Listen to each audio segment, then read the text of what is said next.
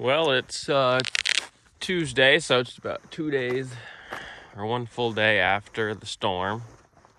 I'm up here checking the cows in the morning. It was quite the storm, so there, as you can see, we got a little more snow now. The waters just froze up on top, but that's thawed out. So I just got to break this ice and get that free for them. Yesterday morning, I guess, when I came up, the overflow was froze, so it was all flowing over, which was fine. As long as the hose stays thawed out, I'm good. And so we got a lot of snow around it too, so this actually helps to insulate it on pretty much 2/3 of it. I came and checked them Sunday afternoon, and I gave them that bale all the way at the top, but they were all down here under this oak tree.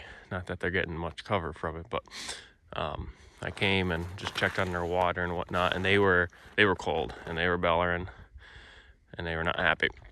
So I had 4 bales here in a row. I ended up pushing one on end, rolling it down the hill a little bit to get it away from the other 3, so I could move the fence between them and just cut it open and let them have it. And they were happy.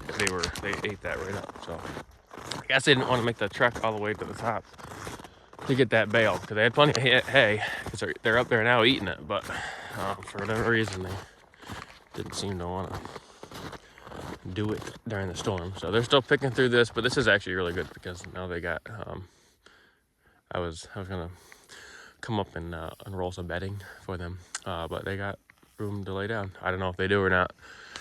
I have a feeling they'll probably just stay up there. But I came up yesterday with the tractor and snowblower, and I had to blast a path up so I can get up here with my Rhino, because it's I don't know how much snow we got, but there's big drifts and everything. It's very difficult to get out with a snowmobile. It's a pain. I got covered in snow and whatnot. So I figured it'd just be easier to blast a path up so I could drive up. So I pushed off some area, an area here so they could walk around and whatnot. Made a path up there. But it was quite interesting. It took me forever to get up here. But they seem to be doing good. I don't know how much hay they got here.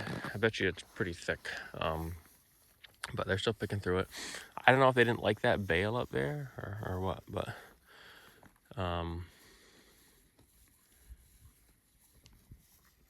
she's chewing her cud and she's picking through it, and this one, she looks all right. How you doing, Ma? That was quite the storm, huh? I know. But they'll do good. Yeah, man, that snow was something.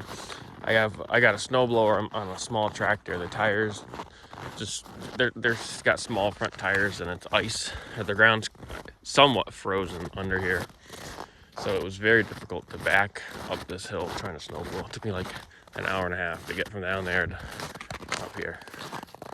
It took me forever. So I was definitely regretting having them here at that time, but they're fine. Not much other. I mean, the only other thing that would have been easier if they're at the bottom of the hill, but they're fine here. So, the water. The issue we had was I have this windbreak up for when it was real windy before the storm, and then the storm actually came from the east. Well, actually the northeast. So this didn't have any windbreak. That's why it froze. The wind was coming from the opposite direction of that. So, unfortunately, but now it's calm and nice. So I'm gonna get this broke off and check out my runoff pipe, see how that's doing. So here's most of the herd up here around this bale. I took that bale ring off just because yesterday I came up, blasted a path up here. It took me forever, and they came up, sniffed. They just looked at the bale, and then when they realized I wasn't going to give them anything, they went back down to the other bale. So I was like, I don't know if there's something wrong with this bale. I don't know what the hell the deal was, but I took the ring off it. That way they could lay on it and whatnot too. I got nice baleage baled out, so they'll like that when the time comes. But they're finally eating this, so I don't know. I mean, they're eating it obviously. So, but for whatever reason, they weren't too interested yesterday or the day before. So how you doing, girl? See, you laying down on some nice hay. Not too bad. Everyone survived. I bet that was not fun. I think that was about the most snow we've had since 2013. So I don't know if that's what the news says, but maybe all of Connecticut. But we've done. I don't know how much we got.